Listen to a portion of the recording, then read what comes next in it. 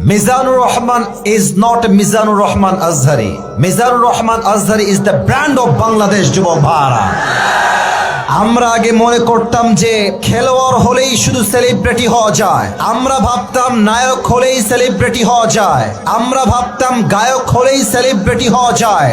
But Azhari সাহেব প্রমাণ করেছেন নায়ক হয়ে শুধু নয়, গায়ক হয়ে নয়, খেলোয়াড় হয়ে নয়, একজন ইসলামিক লেকচারার হয়েও পুরো বিশ্বে সেলিব্রিটি হওয়া যায় যুবক ভাইরা, ঠিক কিনা বলেন?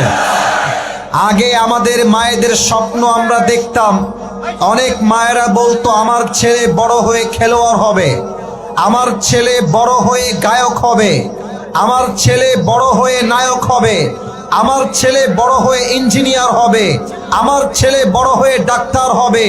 স্বপ্ন এখন আগের মতো নেই। It has changed totally and completely. এখন লক্ষ কোটি মায়ের স্বপ্ন আমার ছেলে আজহারির মতো ইসলামিক স্কলার হবে যুবক ভাইরা।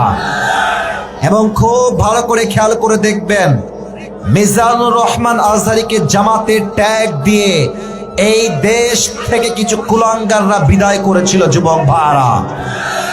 আমাদের সকলের একজন সিনিয়র আলেম লুৎফর রহমান সাহেব, যিনি মারা গিয়েছেন, আল্লাহ ওনাকে জান্নাতের উঁচু মাকাম নসিব করে দিক, উনি বলেছিলেন আজহারি একদিন ফিরে আসবে, বিজয়ের বেশে ফিরবে, বীর বাহাদুরের বেশে ফিরে আসবে, ঠিক কিনা বলে? আজহারি সাহেব বলেছেন আজকের মাহফিলে ভারতদেরকে উদ্দেশ্য করে যে তোমরা নিজের চরকায় তেল দাও, আমাদের দেশ নিয়ে তোমাদেরকে ভাবতে হবে না।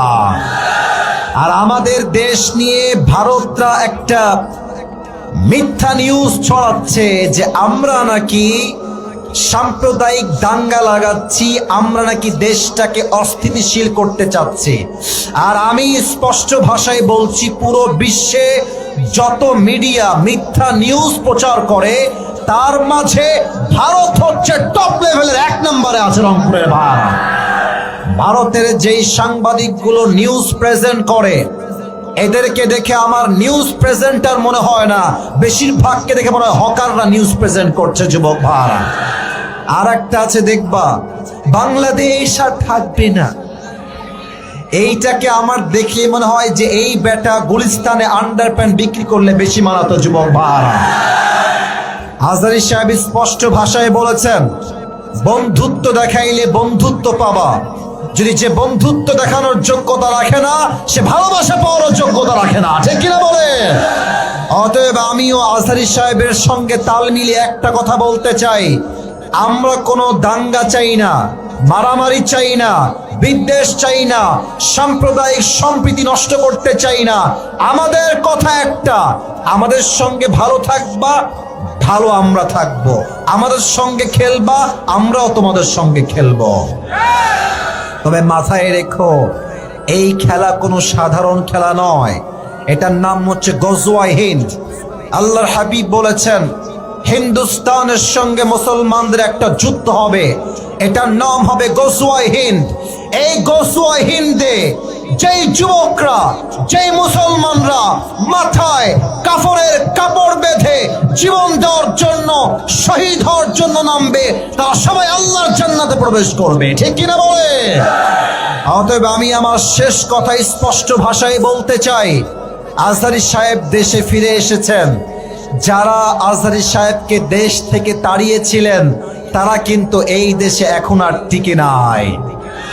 আজহারি সাহেব বলেছিলেন কারো মন্তব্য আমার গন্তব্য ঠেকাইতে পারবে না। আর আল্লামা দেওয়ার হোসেন সাইদি হুজুর বলেছিলেন তোমরা থাকো সব গাছের আগায়, আমরা থাকি গাছের গোড়ায়। বাড়াবাড়ি বেশি কইরো না, জুলুমবাজি কইরো না, আলেমদেরকে ধরে জেলখানায় দিও না।